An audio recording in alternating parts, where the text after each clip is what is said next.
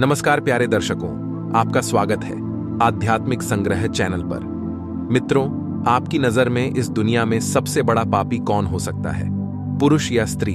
अगर आपको यह नहीं पता है तो इस कहानी को पूरा जरूर सुनिए। इसके बाद में आपको पता चल जाएगा कि दुनिया में सबसे बड़ा पापी कौन है, पुरुष या स्त्री। प्यारे दर्शकों, एक कुत्ता और एक कुतिया प्रेम पूर्वक आपस में मिलजुल कर रहते थे। उन दोनों को आपस में बहुत प्रेम था। एक दिन किसी बात पर विवाद के कारण कुत्ता और कुतिया के बीच लड़ाई हो गई। कुत्ता ने कहा कि इस संसार में सबसे बड़ी पापी और विश्वासघाती स्त्री होती है।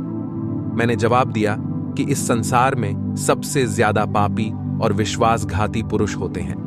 वे दोनों आपस में लड़ते रहे और अपने विवाद के निदान के लिए वे भगवान श्री कृष्ण के पास गए और अपनी बात बताई। भगवान श्री कृष्ण ने कुत्ते से कहा कि तुम कैसे कह सकते हो कि संसार में पुरुषों से ज्यादा स्त्री पापी और विश्वासघाती होती है। प्यारे दर्शकों, अगर आप यह कथा सुन रहे हैं तो पूरा सुनिए। इस कथा को आधा अधूरा छोड़कर जाने की गलती मत करिएगा, क्योंकि इस पवित्र कथा को पूरा सुनने से मन चाहे फल की प्राप्ति होगी और आपको बहुत ही बड़ा ज्ञान मिलेगा। इसीलिए प्यारे दर्शकों, इस कथा को पूरा सुने। अगर आप श्री कृष्ण के भक्त हैं तो कान्हा का अनादर न करें। प्यारे दर्श, तब भगवान श्री कृष्ण से कुत्ता बोला, हे प्रभु, मैं आपको एक कहानी सुनाना चाहता हूं जिससे हम सबको यह साबित होगा कि पुरुषों से ज्यादा स्त्री पापी और विश्वासघाती होती है। फिर भगवान श्री कृष्ण बोले, ठीक है, तुम कहानी सुनाओ। कुत्ता कहानी शुरू करने वाला ही होता है कि तभी माता सत्यभामा वहां आ जाती है और कहती है, हे प्रभु, मुझे भी यह कहानी सुननी है। मैं भी सुनना चाहती हूं कि सबसे बड़ा पाप पुरुष या स्त्री कौन है। तब भगवान कृष्ण कहते हैं, ठीक है देवी, बैठो, आप भी सुन लो। फिर कुत्ता भगवान श्री कृष्ण और माता सत्यभामा के सामने कहानी सुनाने लगता है। कुत्ता कहता है कि किसी एक राज्य में उग्रसेन नाम का राजा राज्य करता था। उसके पास 4 बेटे थे जो सभी बहुत ही बहादुर और प्रतापी थे। लेकिन सबसे बड़ा बेटा, जिसका नाम भीमसेन था, वह केवल प्रतापी ही नहीं बल्कि बहुत ही सुंदर भी था। उसकी पत्नी सुप्रभ भी बहुत ही सुंदर और रूपवान थी। वह अपने आगे किसी दूसरी स्त्री को सुंदर नहीं मानती थी। एक दिन राजा उग्रसेन ने अपने बेटे भीमसेन को उसकी किसी बात पर नाराज होकर राज्य से निकाल देने का आदेश दिया। राजा का यह आदेश सुनकर कि सभी इस बात से चिंतित हो गए। फिर भीमसेन अपने महल में गया और उदास हो गया। उधर भीमसेन को उदास देखकर उसकी पत्नी सुप्रभा ने पूछा, प्राणनाथ, आप उदास क्यों हैं? आप इतने मुरझाए हुए क्यों हैं? राजकुमार होकर भी आप इतने चिंतित क्यों हैं? क्या हुआ है स्वामी?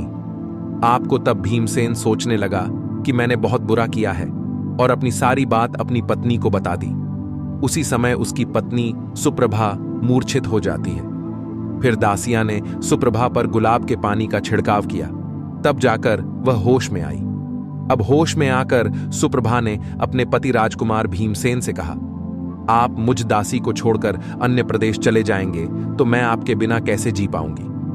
प्राणनाथ, मैं भी आपके साथ ही चलूंगी। तब राजकुमार भीमसेन कहता है, तुम मेरे साथ कैसे चल सकती हो? क्योंकि दूसरे राज्य में अनेक प्रकार के संकट होते हैं और तुम नाजुक महलों में रहने वाली महिलाओं के बिना यह कष्ट कैसे बर्दाश्त कर पाओगी? फिर राजकुमार भीमसेन की बात को सुनकर राजकुमारी सुप्रभा कहती है, हे स्वामी, जितने भी दुख दूसरे राज्य में आएंगे वह सब हमारे साथ होते हुए सुखी ही लगेंगे, लेकिन महल के सुख बिना आपके जंगल के दुखों से भी अधिक डरावने लगेंगे। इसलिए मैं भी आपके साथ चलूंगी। अब कुत्ता कहता है, हे प्रभु राजकुमारी, सुप्रभा की आंखों में आंसू देखकर भीमसेन ने मन में सोचा कि वह मेरे बिना नहीं रह सकती है, इसीलिए मुझे इसको तड़पते हुए छोड़कर जाना सही नहीं होगा।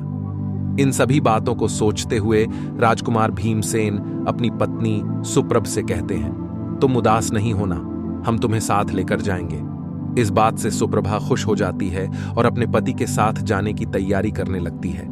अगली सुबह वे राज्य से बाहर निकलकर एक जंगल में पहुंचते हैं। चलते चलते जब वह थक जाते हैं और फिर वे एक बरगद के वृक्ष के नीचे विश्राम करने का निर्णय लेते हैं। वे बहुत थके हुए थे। ठंडी हवा के झोंकों में उन्हें तुरंत नींद आ गई, परंतु कुछ देर बाद वहीं पर एक सांप ने सुप्रभा को काट लिया। फिर कुत्ता कहता है, हे प्रभु, आगे सुनिए। सांप के डसने से ही राजकुमारी तड़पने लगी और भीमसेन की आंख खुल गई।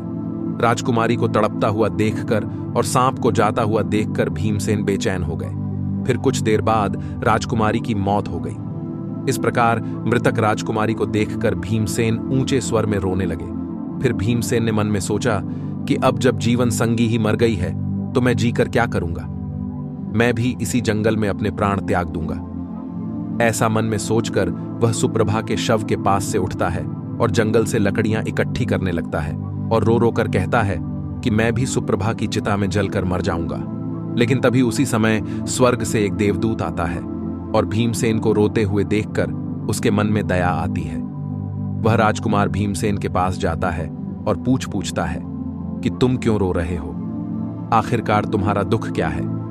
तो राजकुमार भीमसेन ने देवदूत से कहा, मेरे पास अपना दुख कहने की हिम्मत नहीं है, मुझे चाहिए कि यह धरती फट जाए और मैं इसमें समा जाऊं। फिर देवदूत ने कहा, तुम मुझे अपना हाल बताओ, शायद मैं तुम्हारी कुछ मदद कर सकूं। फिर भीमसेन ने कहा, महाराज, मैं एक राजकुमार हूं और राजा उग्रसेन का बड़ा बेटा हूं। मेरे पिता ने मुझे राज्य छोड़ने के लिए कहा था, इसलिए मेरी पत्नी और मैं इस जंगल में चलते चलते यहां आ गए। यहां आकर मेरी पत्नी को सर्प ने काट लिया है और उसकी मृत्यु हो गई है और मैं लकड़ियां इकट्ठा कर रहा हूं ताकि मैं अपनी पत्नी के साथ ही जलकर अपने आप को भी अग्नि के हवाले कर सकूं। तब कुत्ता भगवान श्री कृष्ण से कहता है, हे प्रभु, आगे सुनिए। भीमसेन की बातों को सुनकर देवदूत कहते हैं, राजकुमार, तू बड़ा मूर्ख है। यह संसार है, यहां इंसानों का आना जाना लगा रहता है। इस शरीर को एक दिन सबको त्यागना पड़ेगा, तू भी इसे जानता है। इस संसार में कोई भी किसी के साथ नहीं आता और ना ही किसी के साथ जाता है। फिर भी तुम मूर्खों की तरह यह बात कर रहे हो। अगर तू जीवित रहेगा तो बहुत सारी रानियां तुझे मिलेगी, इसीलिए मेरे कहने पर मरने का विचार छोड़ दो। इस मानव शरीर को प्राप्त करने के लिए देवता भी बेहद इच्छुक होते हैं। तुम फिर शरीर को क्यों नष्ट करना चाहता है। इस प्रकार देवदूत के शब्दों को सुनकर भीमसेन कहता है, महाराज, आपने जो कुछ कहा है वह सत्य है, किंतु ऐसी पतिव्रता पत्नी मुझे किसी जन्म में भी नहीं मिलेगी, इसलिए मैं इसके साथ ही मरूंगा। भीमसेन के विचार सुनकर देवदूत ने जान लिया कि यह अपनी पत्नी के बिना नहीं रह सकता है। तब देवदूत ने भीमसेन से कहा, राजकुमार, तेरी पत्नी को जीवित करने के लिए केवल एक ही उपाय है। अब तुम मेरी बात को ध्यान से सुनो। यदि तुम इस उपाय को कर सकते हो तो तेरी पति जीवित हो सकती है। फिर भीमसेन ने कहा, महाराज, आप जो कुछ भी कहेंगे वह सब करने के लिए तैयार हूं, केवल मेरी पत्नी को जीवित कर देना। तब देवदूत ने कहा, तुम्हारी पत्नी की आयु केवल 30 वर्ष ही थी, जिसे उसने बिता दिया। इसके बदले तेरी उम्र 80 वर्ष की है, जिसमें से 40 वर्ष बीत चुके हैं। जीवन काल में 40 वर्ष अभी बाकी है, यानी तुझे 40 साल और जीने का अवसर है। यदि तू अपनी पत्नी को आधा अपने जीवन का समर्पण कर देता है तो तुम दोनों की आयु समान हो जाएगी। अगर तुम यह मान लो तो राजकुमारी जल्द ही ठीक हो जाएगी। इस तरह देवदूत की बात सुनकर राजकुमार चंद्रसेन ने कहा, मुझे मंजूर है। फिर देवदूत ने भीमसेन के हाथ में पानी दिया और 20 वर्षों के लिए राजकुमारी के पैरों पर पानी डालने का संकल्प लिया। अब जैसे ही भीमसेन ने संकल्प किया कि वह जल को रानी के पैरों पर डालेगा, देवदूत ने कह दिया, पानी को पैरों पर डालने से पहले मेरी एक बात को ध्यान से समझ लो, इसमें एक गुप्त रहस्य भी है। अभी तो तुझे राजकुमारी की आवश्यकता है, तुम पानी डालकर उसको बचा सकते हो, लेकिन भविष्य में अगर राजकुमारी की आवश्यकता नहीं पड़ती है तो तुम अपने संकल्प को वापस भी ले सकते हो, और जब तुम यह संकल्प वापस लेते हो तो तुम्हारी पत्नी की तुरंत ही मौत हो जाएगी। परंतु एक बात हमेशा याद रखना, इस संकल्प को कभी वापस ले सकने की बात राजकुमारी से मत कहना, वरना तुम अपने संकल्प को वापस नहीं ले सकोगे।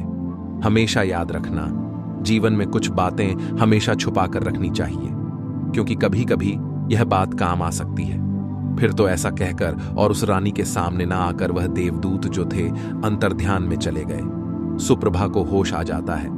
तब भीमसेन राजकुमारी से कहता है, तुम सो गई थी और बहुत थकी हुई थी, इसलिए मैंने तुम्हें नहीं जगाया। इस प्रकार राजकुमार भीमसेन ने अपनी पत्नी से सारी बातें छुपा ली कि सांप ने तुम्हें काट लिया था और तुम मर गई थी।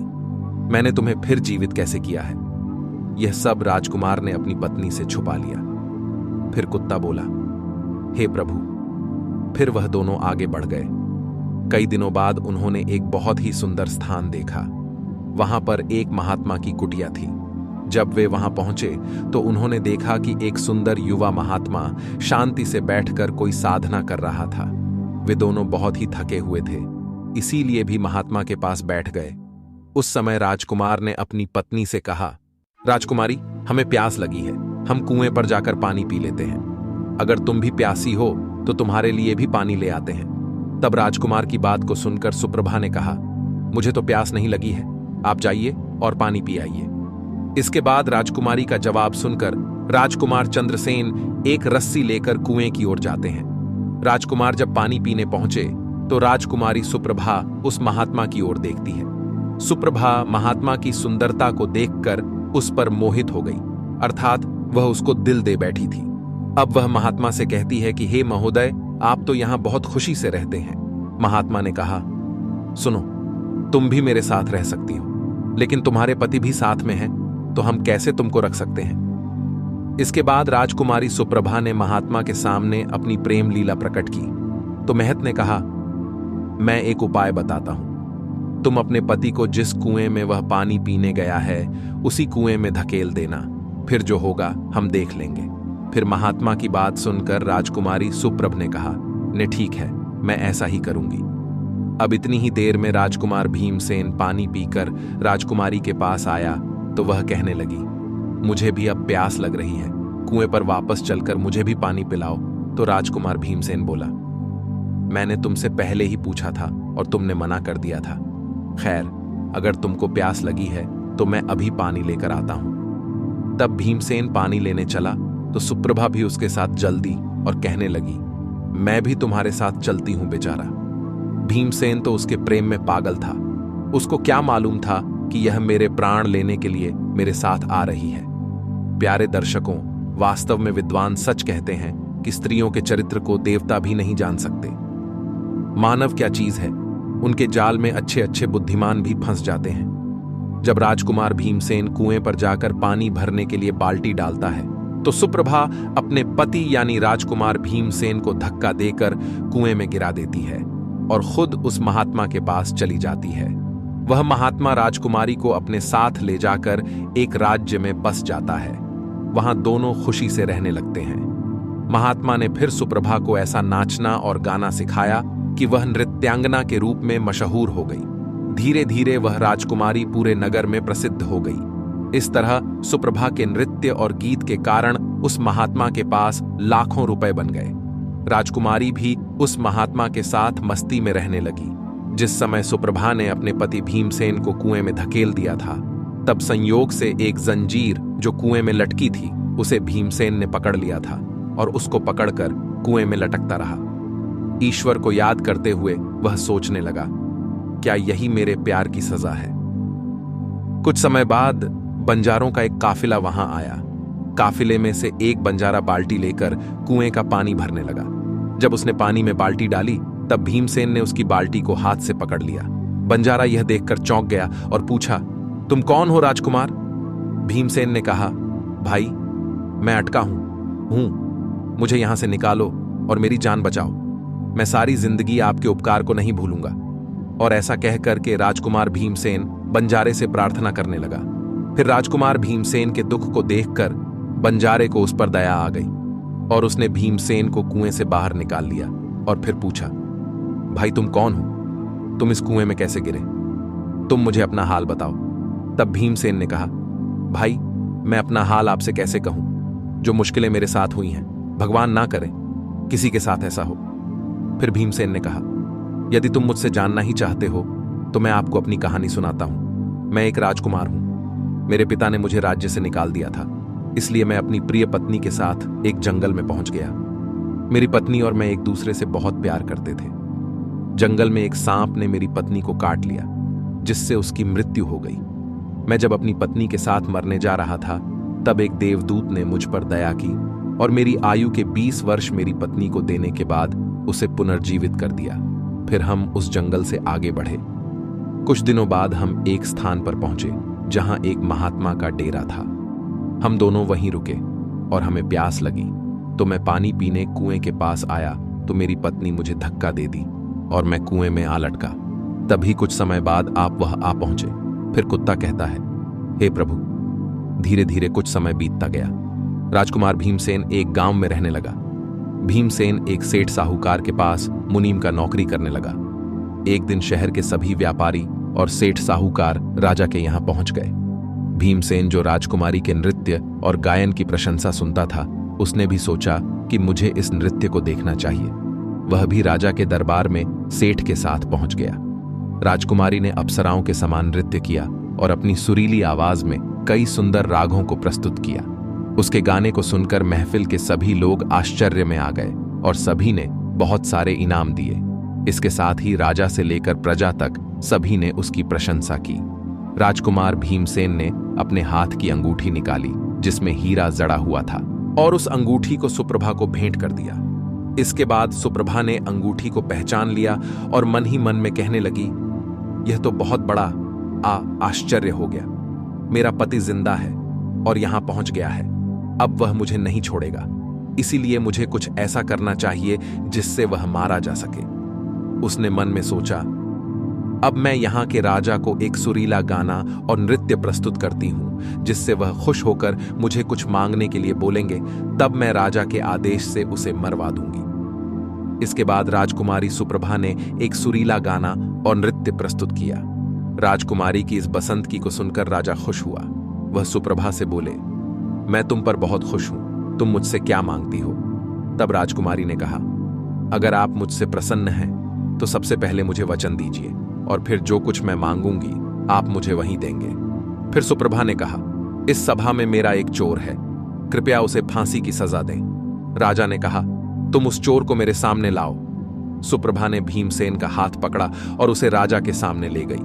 राजा ने अपने सैनिक को आदेश दिया कि इस चोर को जल्लादों के पास ले जाओ और इसे फांसी पर चढ़ा दो।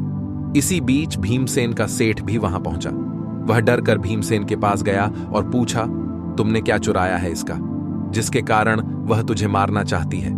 भीमसेन ने अपने मालिक से कहा, मालिक, मैंने कुछ नहीं चुराया है, बस आप इस राजा को केवल यह बता दो कि वह मेरी दो बातें सुन ले, इससे मेरी जान बच सकेगी। अब भीमसेन का मालिक इसे सुनकर अपने साथी व्यापारियों और साहूकारों के पास गया और सभी ने मिलकर मशवरा किया। उन्होंने कहा, मित्रों, या तो राजा न्याय करें या हम सभी इस शहर को छोड़कर कहीं और चले जाएंगे। और इस प्रकार सभी व्यापारी राजा के पास गए और कहने लगे, राजा साहब, हमारा मुनीम निर्दोष है, उसे मार देने का आपका आदेश है। वह कह रहा है कि वह अपनी दो बातें आपको कहना चाहता है, फिर भी आपको लगे कि उसने अपराध किया है तो उसे फांसी दे देंगे, लेकिन वह कहता है कि मेरे मरने से पहले राजा केवल मेरी दो बातों को जरूर सुने। फिर राजा ने व्यापारियों की बात सुनकर कहा, ठीक है, मुनीम को बुलाओ। भीमसेन को लेकर राजा के सामने लाया गया और राजा ने कहा, तुम जो कुछ कहना चाहते हो वह मेरे सामने कहो। तब राजकुमार भीमसेन ने कहा, महाराज, मैंने क्या दोष किया है जिसके कारण आपने मेरी हत्या का आदेश दे दिया है? फिर उसकी बात को सुनकर राजा ने कहा, तू इसका चोर है। भीमसेन ने कहा, नहीं महाराज, मैं इस कुलटा स्त्री का पति हूं जो मुझे धकेल कर एक महात्मा के साथ चली आई है। राजकुमारी सुप्रभा ने समझ लिया कि बात बिगड़ रही है। तब राजा से कहती है, महाराज, मैं कुल्लटा नहीं हूं, यह झूठ बोल रहा है। कौन है? मैं तो इसे जानती तक नहीं, यह तो मेरा चोर है, मैं सिर्फ इतना ही जानती हूं। फिर राजकुमार भीमसेन ने कहा, महाराज, ठीक है, अगर यह मेरी पत्नी नहीं है तो वह सब कुछ जो मैंने रास्ते में छोड़ा था वह मेरी अमानत के रूप में मुझे वापस कर दें। राजकुमार ने अपनी अमानत को लौटाने की बात की तो राजकुमारी सुप्रभा ने इसे स्वीकार कर लिया। तब भीमसेन ने कहा, अच्छा, अब तुम अपने हाथों में पानी लो, हमारा न्याय इसी सभा में होगा। पानी लेकर उसने जमीन पर रखा और कहा, वह वस्तु जो तुमने मुझे रास्ते में दी थी मैं वापस कर रहा हूं। सुप्रभा ने भी पानी लिया और कहा, जो वस्तु उसने मुझे रास्ते में दी थी मैं वापस कर रही हूं। जैसे ही उसने अपने हाथों का पानी छोड़ा, राजकुमारी के प्राण छूट गए। यह दृश्य देखकर वहां के लोग हैरान रह गए। तो राजा यह देख चिंतित होकर भीमसेन से कहा, यह क्या हो गया? बताओ मुझे सच्चाई। तब राजकुमार भीमसेन ने अपनी कहानी शुरू की, अपने जीवन की सब घटनाओं को खोलकर बताते हुए उसके देश निकाले जाने से लेकर अब तक की सभी घटनाओं को सुनाया। राजा ने सब कुछ सुनकर भीमसेन को अपने गले लगा लिया। अपनी बेटी की शादी भीमसेन के साथ करा दी। कुत्ता ने कहा, हे प्रभु, मैंने इस कहानी को सुना है, इसीलिए मैं भी स्त्रियों से घृणा करता हूं, और मैं यह कह सकता हूं कि इस संसार में स्त्रियां पुरुषों से अधिक पापी और विश्वासघाती होती हैं। इस कहानी ने सबको हैरानी में डाल दिया। माता सत्यभामा ने कहा, हे प्रभु, मुझे लगता है कि कुत्ता सच कह रहा है, लेकिन सभी स्त्रियों में से केवल एक दो ही बिना नैतिक मूल्यों और ईमानदारी की हो सकती है, परंतु पुरुषों में भी ऐसे कुछ है जो पापी और विश्वासघाती हो सकते हैं। फिर भगवान श्री कृष्ण ने कुतिया से पूछा, कुतिया, तुम कैसे सिद्ध करोगी? यह बात सुनकर कुतिया ने कहा, मैं भी एक कहानी सुनाती हूं, जिससे स्पष्ट होगा कि स्त्री की तुलना में पुरुष अधिक पापी और विश्वासघाती होते हैं। एक गांव में एक परिवार रहता था जो बहुत ही धनवान था, और उस धनवान यानी सेठ का बेटा एक अद्भुत प्रकार का व्यक्ति था। सेठ का बेटा ऐसा ज्वारी था कि सेठ उसके बारे में सोचते सोचते परेशान रहता था। एक दिन उसका बेटा जुआ खेल रहा था, उसी दिन उसके पिता का निधन हो गया। फिर भी उसने जुआ खेलना बंद नहीं किया, बल्कि पिता की मृत्यु के बाद वह खुलकर जुआ खेलने लगा और सब कुछ हार गया। फिर वह अपने गांव से दूर चला गया और एक सेठ के घर पहुंचा और सेठ से बोला, मुझे बहुत तेज प्यास लगी, मुझे एक गिलास पानी मिलेगा? तो सेठ ने उस युवा से पूछा कि तुम कौन हो, क्या करते हो और कहां से आए हो? इसके उत्तर में उस युवा ने कहा, मैं एक व्यापारी हूं और यहां से जा रहा था, तो सोचा कि पानी पीकर चला जाऊं। तब सेठ ने पूछा कि तुम कौन सा व्यापार करते हो? तब युवा कहता है, व्यापार करते समय मेरा सामान समुद्र में गिर गया, इसलिए यदि आप मेरी कुछ मदद कर दें तो अच्छा होगा। फिर सेठ ने लड़के की बात सुनी और फिर उसकी बातों के जाल में फंस गया और कहने लगा कि बेटा, तुम तो ठीक हो और कुछ कमा भी लेते हो, तो क्या मेरी बेटी से विवाह करोगे? अब तो यह बात सुनकर युवा खुश हो जाता है और विवाह के लिए हां कह देता है, जिसके बाद दोनों का विवाह हो जाता है। कुतिया ने कहा, हे प्रभु, इस प्रकार से वह सेठ अपनी बेटी को बहुत सारे धन के साथ विदा कर देता है। उधर युवा लड़के को तो बस केवल धन के लिए विवाह करना था, तो उसने वह भी कर लिया। अब विवाह के बाद जब युवा सेठ की लड़की को साथ लेकर जा रहा था तो एक जंगल आ गया। वहां पर युवा लड़का अपनी पत्नी से बोला, देखो, हम अब भी जंगल में हैं, यहां कोई चोर हमारे गहनों को चुरा सकता है, इसलिए आप अपने सभी गहनों को मुझे दे दें ताकि हम सुरक्षित रख सकें। युवा की पत्नी ने अपने पति पर भरोसा किया और अपने सभी गहनों को उसे सौंप दिया, और वह भरोसा क्यों ना करे, क्योंकि वह उनके पति थे। उसके बाद युवा ने अपनी पत्नी के गहनों को एक पारदर्शी थैली में बांध लिया और फिर वह जंगल में आराम से ठहरे। इस दौरान युवा के मन में लालच तो पहले से ही था, फिर वह और ज्यादा बढ़ गया। उसकी पत्नी के साथ जाने वाली एक दासी, जिसे सेठ ने अपनी लड़की के साथ भेजा था, युवा ने उस दासी को मार डाला। फिर उसने अपनी पत्नी को एक कुएं में गिरा दिया और मन में यह विचार किया कि मैंने इसके साथ सिर्फ धन के लिए शादी की थी, मुझे धन मिल गया, और उसने सोचा कि वह पानी में डूबकर मर जाएगी। इस तरह सोचकर युवा वहां से चला गया, लेकिन उसकी पत्नी नहीं मरी और वह कुएं से बाहर निकलने के लिए आवाज देती रही। कुएं के पास से एक आदमी गुजर रहा था और जब उसने किसी महिला की आवाज सुनी तो उसने उस महिला को कुएं से बाहर निकाल लिया। फिर कुएं से बाहर निकालने के बाद महिला ने अपनी सारी जानकारी उस व्यक्ति को दी और उस व्यक्ति ने महिला को उसके पिता के घर पहुंचा दिया। अब जब महिला पिता के घर पहुंची तो उसके पिता ने पूछा, तुम्हारे साथ क्या हुआ? महिला ने कहा, पिताजी, जंगल में कुछ चोरों ने हम पर हमला किया था और दासी को मार दिया, मुझे कुएं में धकेल दिया और पति के बारे में कुछ पता नहीं है। बेटी की बातें सुनकर सेठ जी ने कहा, कोई बात नहीं भगवान, सब ठीक करेंगे। कुतिया बोली, हे प्रभु, इस दुनिया में पुरुष ही विश्वासघाती और पापी हो सकते हैं। अब आपके हाथ में न्याय का फैसला है। मैंने भी आपको एक कहानी सुनाई है और कुत्ते ने भी एक कहानी सुनाई है, अब आप ही न्याय करें। उसने भी अपनी पत्नी को मारा और सारा सामान लेकर के चला गया। अब कुत्ता और कुतिया की कहानी सुनकर भगवान श्री कृष्ण बोले, ठीक है कुत्ता और कुतिया, मैंने तुम्हारी कहानी को ध्यान से सुना है। अब मैं तुम्हारा न्याय करता हूं। सच में इस संसार में स्त्री और पुरुष के बीच ज्यादा पापी या विश्वासघाती कौन होता है, यह मेरे लिए स्पष्ट है। श्री कृष्ण जवाब देते हैं, बिना किसी शंका के यह सत्य है कि इंसान की सोच उसके स्तर से नीचे जा सकती है और वही पापी और विश्वासघाती होता है, चाहे स्त्री हो या पुरुष। इंसान को किसी भी प्रकार के पाप करने से पहले यह सोचना चाहिए कि क्या वह सही है या नहीं। पापी और वे विश्वासघाती होने की कोई जाति नहीं होती, वह इंसान की सोच और कृतियों का परिणाम होता है। प्यारे दर्शकों, वास्तव में इंसान की सोच उसके स्तर से नीचे जा सकती है और यही पापी और विश्वासघाती बना देता है। धर्म ग्रंथों के अनुसार महाभारत काल में योगीराज कृष्ण ने अमृत को प्राप्त करने वाले गुरु द्रोण के पुत्र अश्वत्थामा को भ्रूण हत्या के प्रयास दंड देते हुए उसकी अमूल्य धरोहर मणि छीन ली थी, जिसके अभाव में शक्ति विहीन हो गया था। उल्लेखनीय है कि अभिमन्यु की पत्नी उत्तरा के गर्भ में पल रहे शिशु को मारने का प्रयास अश्वत्थामा ने किया था।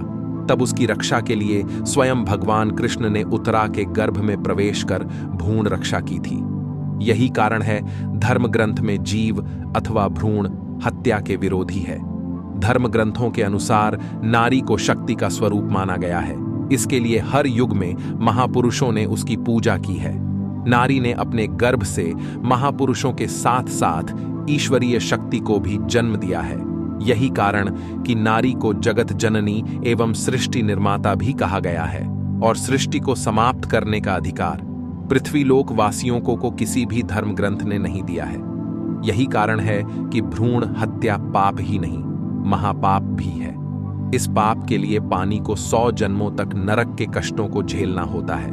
देखा जाए तो महाभारत के युद्ध में एक से एक पाप हुए, लेकिन क्या अश्वत्थामा का पाप इतना बड़ा था कि भगवान श्री कृष्ण ने उसे श्राप दे दिया? रामायण के मुकाबले जितना छल और पाप महाभारत में हुआ, उसकी गिनती तक नहीं की जा सकती। दोनों तरफ से छल हुए, दोनों तरफ से मरने वालों की गिनती रही, लेकिन जितने भी लोगों की मृत्यु हुई रणभूमि में हुई, दुर्योधन, दुशासन जैसे पापी और अधर्मी भी या तो जंग में मरे या फिर जंग में लगी चोटों के कारण, यानी सभी को स्वर्गलोक की प्राप्ति हुई।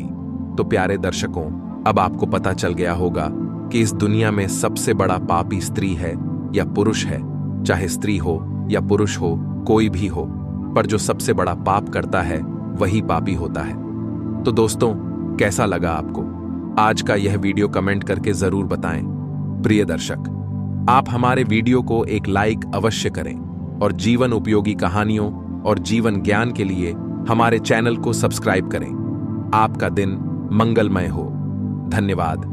जय श्री कृष्णा।